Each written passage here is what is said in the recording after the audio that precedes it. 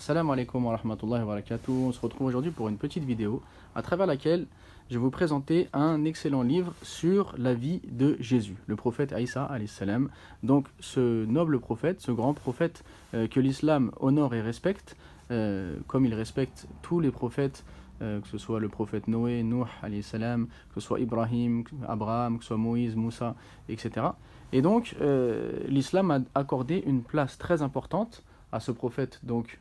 Jésus, au point donc que de nombreux livres traitent de sa vie. Alors là, ce livre-là, il se distingue de beaucoup d'autres qui ont parlé de la vie de Jésus, car il est extrêmement complet. Donc il faut savoir que la personne qui l'a écrit est une personne donc, qui est convertie à l'islam, qui était donc chrétienne avant de se convertir, donc qui a une connaissance assez importante donc de la position de l'islam vis-à-vis de Jésus, mais également de la position donc, des chrétiens vis-à-vis de Jésus. Et en fait, ce qu'il nous a proposé, c'est pas de faire juste une biographie de la vie de Aïssa, de Jésus, comme on pourrait la trouver dans le Coran ou dans des récits prophétiques, mais c'est vraiment de reprendre toute l'histoire. Donc il est parti, il a remonté donc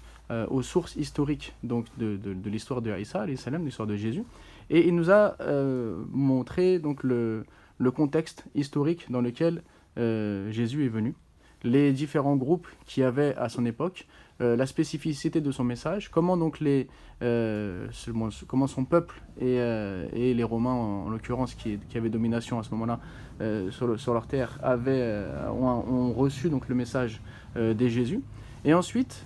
il nous a parlé donc de l'élévation de Aïssa alayhi salam aux cieux, puis qu'est-ce qui s'est passé par la suite? Et c'est là que ça devient très intéressant. En fait, il va nous expliquer comment le message de Jésus, le message de Aïssa, alayhi salam, ce message donc c'est d'appeler à un Dieu unique que l'on ne doit adorer que lui, le message d'un prophète qui se place donc dans la lignée des autres prophètes, comment est-ce qu'il a été récupéré par la suite et comment est-ce il s'est propagé par la suite, comment est-ce que les différentes variantes donc de ce message, les différentes interprétations, les différentes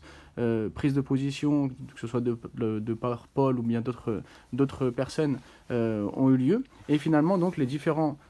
premiers chrétiens qu'il y a eu, leurs affrontements, donc c'est sur des questions doctrinales, les différents conciles qui ont fait petit à petit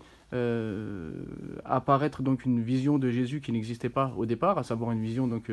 d'un Jésus qui ne serait plus juste un prophète mais qui serait un fils de Dieu, etc. Donc c'est toute une approche historique pour ensuite montrer comment est-ce qu'il s'est propagé, donc ce message s'est propagé en Occident et comment il est devenu ce que est aujourd'hui donc le christianisme. Et donc ça nous permet d'avoir une comparaison intéressante entre le message originel donc de Aïssa et l'évolution historique donc de ce message et comment les hommes l'ont façonné pour qu'il devienne aujourd'hui le christianisme tel qu'on le connaît, les différents conciles donc, qui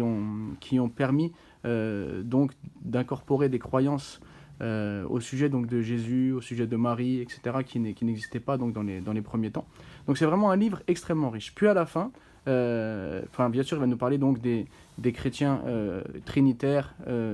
et de Arius, donc, qui était monothéiste, face à ses disciples donc, qui se sont affrontés, les conciles qui ont permis de trancher, et ensuite donc on va dire les partis considérés hérétiques qui ont été combattus. Donc c'est vraiment un livre historiquement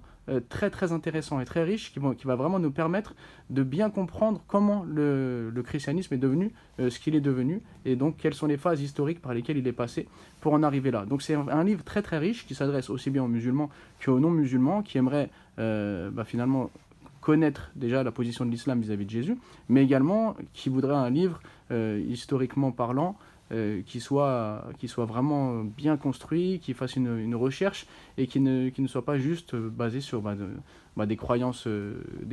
chrétiennes qui sont répandues, mais vraiment un livre bien analysé, bien traité. Et ensuite, l'auteur clôture son livre par les récits coraniques et les récits donc,